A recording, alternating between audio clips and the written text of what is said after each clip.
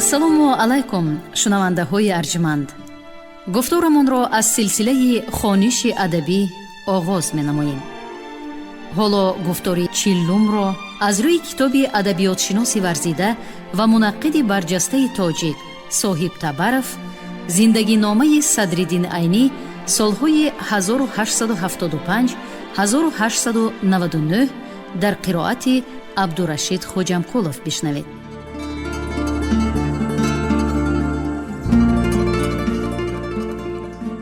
از این معلومات نوبتی صدرالدین عینی باز دو اخباری نو معلوم عینی شناسان می گردد.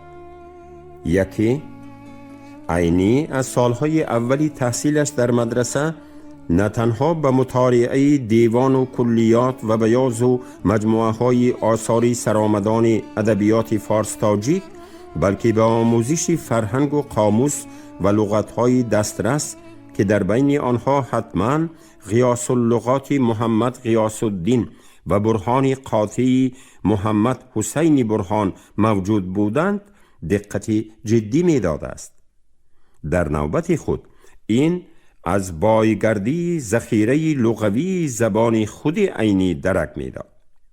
دیگری، عینی از همان سالهای تحصیلش در مدرسه با چندین تذکیره های معلوم و مشهور ادبی و تاریخی، از جمله با تذکیره های آتشکده لطفعلی بیک آذری بیک دیلی متخلص به آذر و تذکیرت الشعرای دولتشاه ابن علاءالدوله سمرقندی و غیرها شناس می شود و از آنها برای خود معلومات های چی راست و درستی واقعی و چی روایتی و افسانوی و اساطیری را بهر زیاد گردیدنی دانش و معرفت ادبی و تاریخی، فهمیش دوره های گوناگون تاریخ ادبیات فارس تاجیک، درک چگونگی سبک و اسلوب های ایجادی شاعران متفرق این ادبیات، خصوصیت های ایجادیاتی نمایندگان جداگانه آن و مانند آنها می گیرد.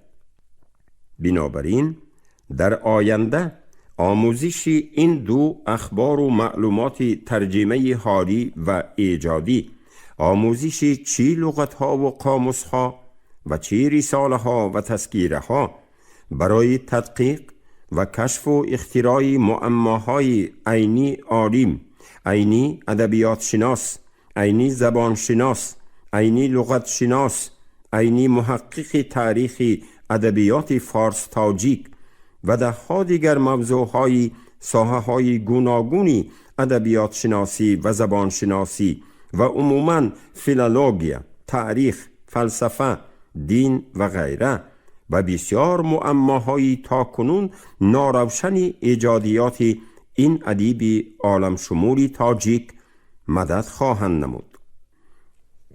مثلا خود عینی تاکید نموده است که برای جستجوی معنی و مضمون کلمه عین از کتابخانه عبدالخلیل مخدوم، تذکیره های آتشکده لطفعلی بیک آذری بیک دیلی متخلص به آذر و تذکیرت و شعرای دولتشاه ابن علاءالدوله سمرقندی را مطالعه کرده، فهرستی نامهای شاعرانی در آن کتابها درج شده از جمله با عین تخلص داشته را با دقت از نظر گذرانیده بوده است.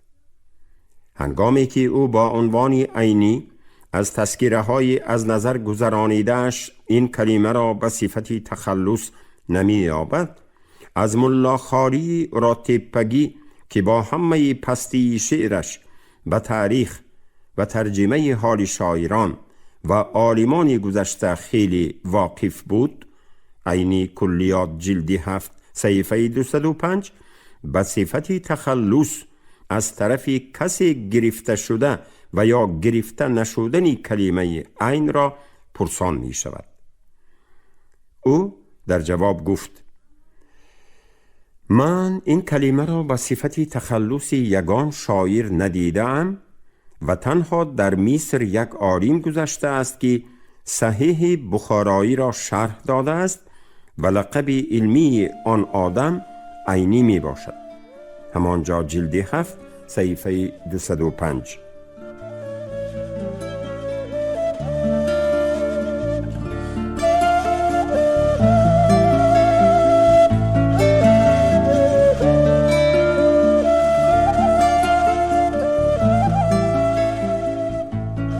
عینی در ضمن جواب این ملاخاری راتبپگی در زیر لقب علمی آن یک عالم فقیه مصری بدرالدین محمود بن احمد بن موسی متخلص به عینی را که در عصر 15 زیسته در سال 1451 فوتیده به 6 جلد کتاب جامع الصحیح ابو عبدالله محمد بن اسماعیل بخاری 811-870 شرح و توضیح نوشته بوده است در نظر دارد. همین طور عینی آگاه می گردد که تا کنون هیچ یک ادیب و شاعر نبوده است و هیچ یک ادیب و شاعر را نمی داند که با تخلص عینی شعر گفته و اثری بدیعی آفریده باشد. بنابر همین او انتخاب تخلص عینی را برای خود موافق ذوق و طبع شماریده به قرار ذیل می آید. چون درباره از طرف شاعران معلوم به صفت تخلص گرفته نشدن این کلمه قناعت حاصل کردم، تخلص خود را عینی قرار دادم. همانجا جلد 7 صفحه 205. همین طور عینی تخمیناً از سال 1895 سر کرده به ایجاد شعرها با تخلص عینی شروع می نماید و آهسته آهسته چی شاعران معلوم کسبی و چی شاعران و شاعرچه های هوسکار او را همچون شاعر اعتراف می نمایند. جوانانی شعر باف و شاعر تراش باشند از عینی بیشتر نه شعر و موضوع آن، نه مضمون و ماهیت شعرش را، بلکه چی معنی داشتنی تخلصش را گشته و برگشته می پرسیدند. عینی همین لحظه را به خاطر آورده می نویسد که او در ضمن انتخاب تخلص عینی هم درباره چگونگی فهمیش و دانش و خلق و رفتار آن جوانانی کم استعداد و کم معرفت شاعر تراشی مدرسه های بخارا، هم تا اندازه در خصوص غرور و شادمانی به اندازه خودش که توانسته است چنین تخلص نادر را کافته یافته و انتخاب کرده صاحب آن گردیده است، هم راجع به معنی و مضمون آن تخلص و هم مناسبتش را چی به همه شاعران دایره خودش و چی ملا بچگانی همزمانی شعر دوست و شعر بافش معلومات داده است.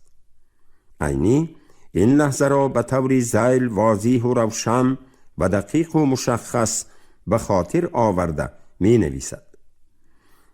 وقتی که شاعری من و تخلصم به جوانان شاعر تراش آن زمان معلوم شد، آنها بی آنکه از من شعر پرسند و معنی وی را جستجو کنند معنی تخلصم را می پرسیدند و من در جواب این کلمه 48 معنی دارد.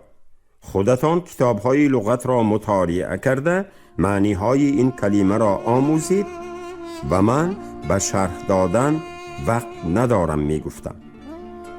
عینی کلیات جلد 7 صفحه های 205-206.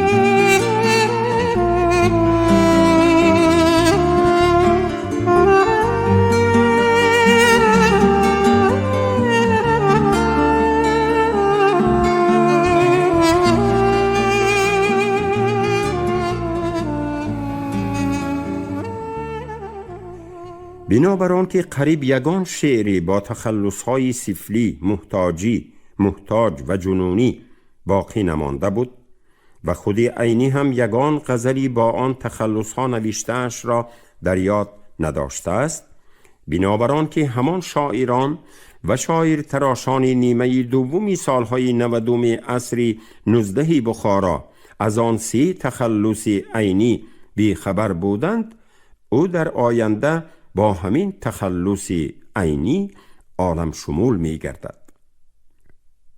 چنان که در بالا اشاره شد، تنها از بین 10 شاعران و شاعر تراشان و شعربافان بخارایی شریک درس، دوست و معلم ایجادیش محمد صدیق مخدوم حیرت از زبان خود عینی نقل طرز تخلص انتخاب کنی او را شنیده، پیش از فوتش در سال 1902 برای معلوم نگردیدن صاحب تخلص به مناسبت در یک قصیده حسب حالیش تخلص گمشده جنونی را به یاد می آورد.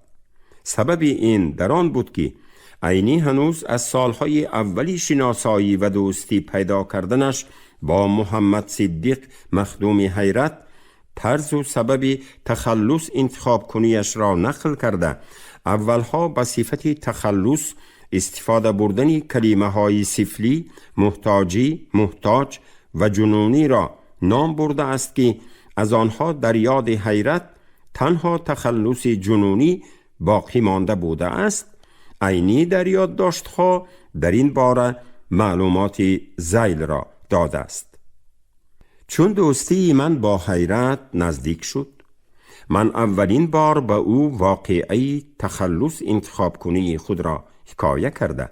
در آن ضمن آن کلمه های به صفت تخلصم مرده و رفتگی را سفلی، محتاجی، محتاج و جنونی را نام بردم و از آن کلمه ها به صفت تخلصی من جنونی در خاطر او مانده بوده است که در یک قصیده و سوخت مضمونی غمانگیز خود یاد می کند.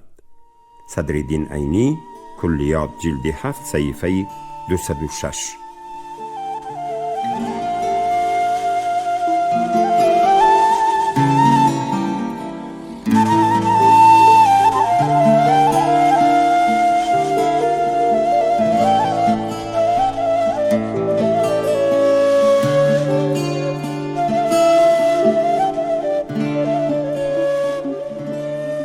در حقیقت چنان که گفتیم، در یگانه نسخه دیوان محمد صدیق مخدوم حیرت که در ذخیره دستنویس‌های به نام عبدالغنی میرزایف در زیر رقم 1247 نگاه داشته می شود، آن قصیده واسوخت مضمون حسب حالی پر یأس و علم آورده شده است که مطلعش چنین است: ای دل ایامی که عیشی ماه و سالی داشتی، در طربگاهی وصال آسوده حالی داشتی. همین طور فعالیت شاعری عینی از سال تحصیل 1894-1895 به طور جدی آغاز می یابد. این فکر را با دلیل‌های ذیل تصدیق کردن ممکن است. عینی در ماه اوگوست سال 1894 یک روز یکشنبه پگاهانی پیش از سرشوی سال تحصیل نوی 1894-1895 به زادگاهش دهه ساکتری رفتنی می شود. او از بخارا تا وابکند همراه عرابکشان به غژدوان می رسد و در آنجا خری گردنشخی را کرایه کرده به دهه خیش به ساکتری رفتنی می شود. اما در راه به هر یک معامله این ملا بچه خری کرایهش اینادکاری خرانه می کند، یعنی یا خود را به زمین به یک پهلو می پرتاید یا 2-3 بار در خاکی تپور غیل زده از جایش نمی خیزد، یا راه رفتن نمی خواهد، یا سستگردی می کند و یا در هر سری چند قدم قصداً پیش پا می خورد تا که دیگر راه نرود و صاحب کرایه‌اش را دیرتر به منزلش رساند و غیره. با همین اینادکاری این خریزوم مسافه راه 16 کیلومتری بین غژدوان و یلنگی نام موضع را با تشویش خرکوبی و دنبرداری به جای 2 ساعت در 4 ساعت طی می کند. همین واقعه و عذاب انین و عزیف این سفر عینی را وادار می سازد که در یک لحظه در سماوارخانه دهه یلنگی در هنگام چای نوشی مثنوی به قلم آورد. این مثنوی سرگذشتی واقعی نیز پرره باقی نمانده است و عینی قریب همه بیت‌های آن را فراموش کرده است. و بعدها از آن مثنوی در یادداشت‌ها تنها 30 بیتش را به خاطر آورده است و آنها را در آن جای داده است. او آن لحظه های پرتشویش این سفرش را در آن مثنوی این طور تصویر کرده است: با همین حال در مدت 4 ساعت به یلنگی نام موضع رسیدم.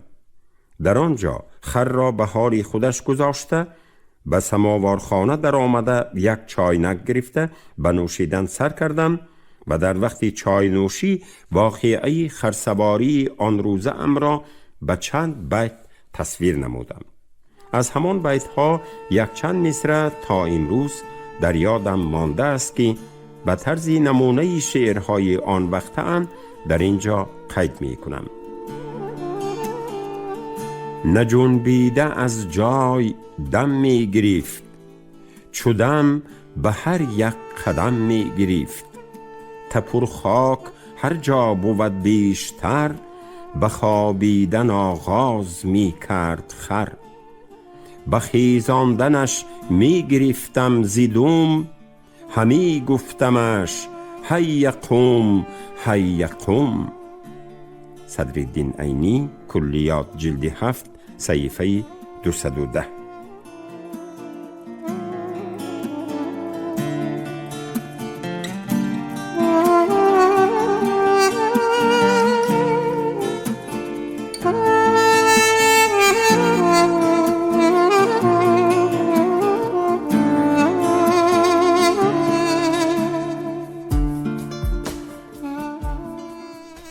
از اینجا باز یک دلیل دیگر از ترجمه هاری عینی روشن می گردد. او در برابر همان بیتی که در تابستان سال 1894 در هنگام نگاه و بین علام مخدوم در صحرا در دهه دیشیخ ایجاد کرده بود، در آخر تابستان همان سال باز مثنوی فوق را به مناسبت واقعی خر کرایه کنی و همه عمل و حرکت آن خری فریبگر ایجاد نموده بوده است. از نتیجه و عاقبت همین سفر باز آید به بعض لحظه های دیگری ترجمه هاری عینی معلومات علاوگی پیدا کردن ممکن است. معلوم می گردد که عینی از بچگی خرسواری را دوست می داشته است و خرسواری بد هم نبوده است و او در نتیجه خرسواری دستش را هم شکسته بوده است. همانجا جلد 7، صفحه 209.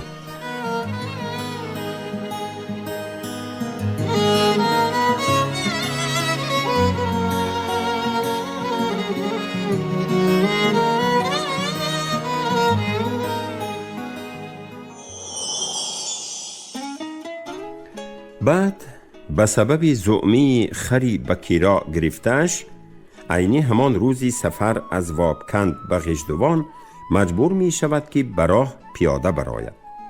اما در راه با سبب بی‌قوتی که عاقبت و نتیجه بیماری وبای پارسالش بود از سری نو کسل می شود.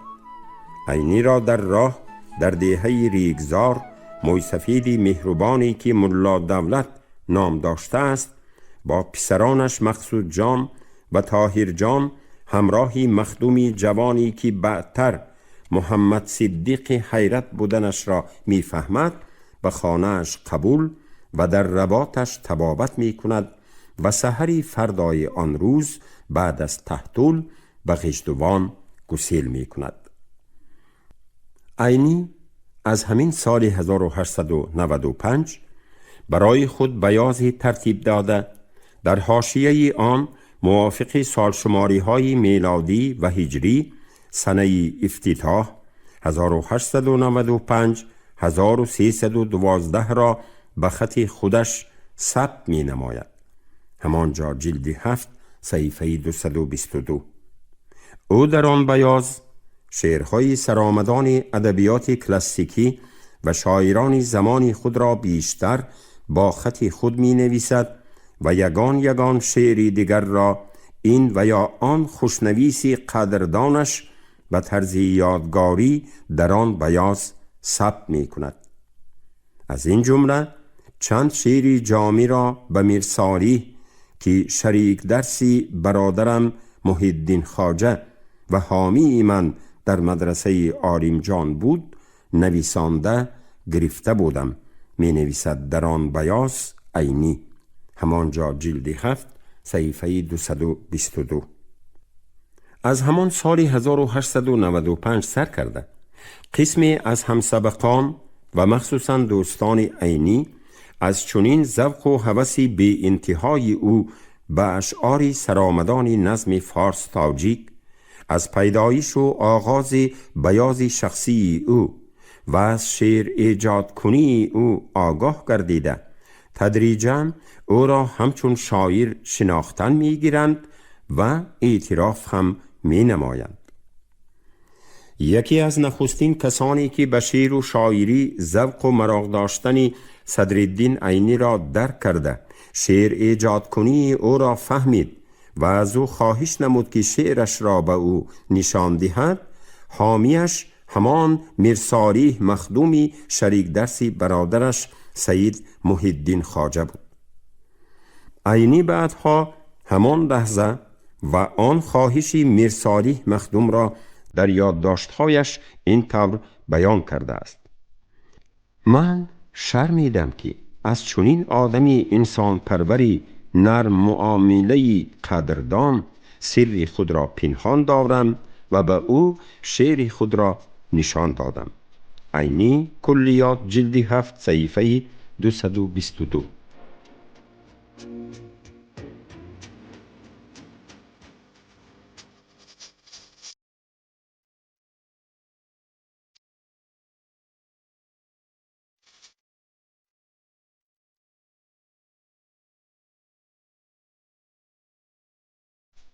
میرصالح مخدوم بعد از شناساییش با شعرهای عینی به آنها بهای خاصه می دهد. آنها را تعریف و توصیف می کند، بعضی کمبودی هایشان را نیز نشان می دهد و موافق دانش و قدرت خود به مؤلف دادن مصلحت های مفید را هم دریغ نمی دارد. با همین میرصالح مخدوم برای آیندگان اولین منقد این شاعری جوان حساب می یابد.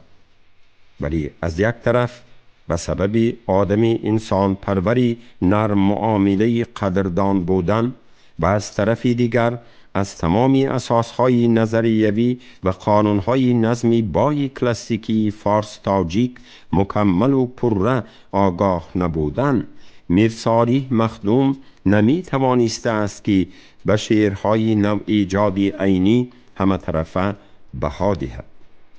عینی در این باره چنین نوشته است: او با بعضی تنقیدها و مصلحت‌های جزئی شعری مرا توصیف کرد، اما من به توصیف او غره نشدم و همیشه در پی آن بودم که کسی را یابم تا به من به این کار مصلحت و یاری دهد. همانجا جلد 7 صفحه 222.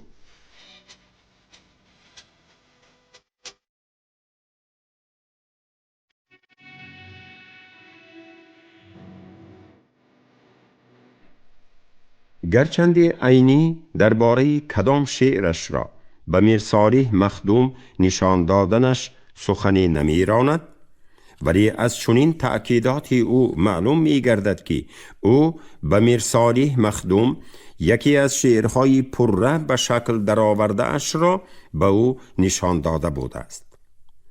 خواننده از جمله های بالا باز به خلاصه ناآمده نمی تواند که عینی از یک طرف از قدم‌های اولین ایجادیاتش و تعریف و توصیف‌های ظاهرانه خوشحال و مغرور نمی گردیده است، از طرفی دیگر او همیشه و دائما به مصلحت و یاری سودبخش و مفید دیگران احتیاج داشته است و فکر و عقیده آنها را دایر به هر یک اثرش شنیدن می‌خواسته است و گوش می‌کرده است که این خصوصیت کار ایجادیش تا سالهای آخری حیاتش دوام کرده می آمد.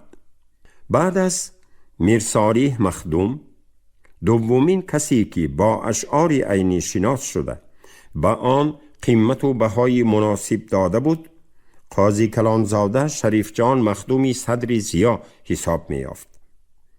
چنان که عینی می نویسد، قاضی کلانزاده شریف جان مخدومی صدر ضیا در بهار سال 1895 مدرسه را ختم نموده، در سال 1896 به تومن جاندار که در دوران شورایی ریان سویردلاوی ولایت بخارا حساب می یافت قاضی تعیین می شود. در همان بهار سال 1895 قاضی کلانزاده شریف جان مخدوم به مناسبت ختم درس و مدرسه را ترک نمودنش در حولی خود توی کلان تشکیل می دهد و عینی همچون خدمتگاری سابقش به صفت خدمتگاری توی به خدمت به این توی دعوت کرده می شود. با همین از همان روز سر کرده علاقه عینی با شریف جان مخدوم و اهل خانواده او از برادران و خواهرانش سر کرده تا خیش و تبارانش باز از سری نو برقرار می گردد. گذشته از آن عینی تا قاضی تومن جاندار تعیین شدن شریف جان مخدوم از کتابخانه‌اش فراوان استفاده می برد. در آنجا مطالعه آثار ادیبان کلاسیک را دوام می دهد و گاه‌ها به کارهای ایجادی هم مشغول می شود. در بعضی روزهای تعطیل برای سلامی او به خانه‌اش می آید و می رود و غیره. هنگامی که در این و یا آن روز دوستان، شریک درسان و شاعران بخارا همچون اشتراک کنندگان دائمی محفل ادبی و بدیعی حولی قاضی کلانزاده شریف جان مخدومی صدر ضیا در حولی او جمع می آمدند، عینی را هم در حلقه و دایره صحبت آنها دیدن ممکن بود و به قدر قوه و دانش به محاکمه و محاوره و مکالمه و مباحثه های آنها اشتراک می کرد. از ایجاد شعرهای نو به نوی آنها خبردار می گردید و او در این حالت خود را یکی از اعضای آن محفلها و مجلس و انجمنهای ادبی این حولی احساس می نمود. همین طور از همان سال 1895 سر کرده علاقه و همپیوندی عینی با خوجین سابق خود قاضی کلانزاده شریف جان مخدوم قوی و مستحکم می گردد.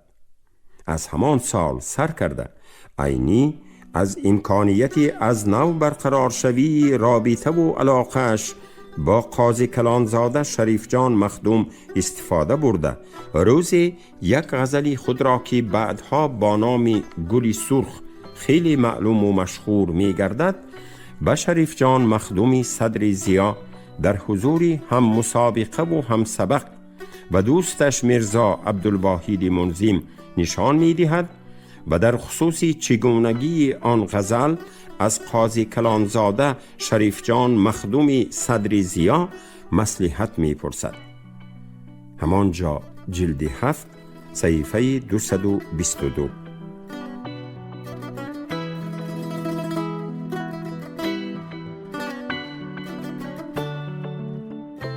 شما گفتار چیلوم را از روی کتاب ادبیات شناسی ورزیده و منقد برجسته تاجیک صاحب تبرف زندگی نامه صدرالدین عینی سالهای 1875 1899 در قرائت عبدالرشید خوجمکولов شنیدید. کارگردان شیرعلی نغزلی. پایان گفتار از سلسله خوانش ادبی. شاد باشید.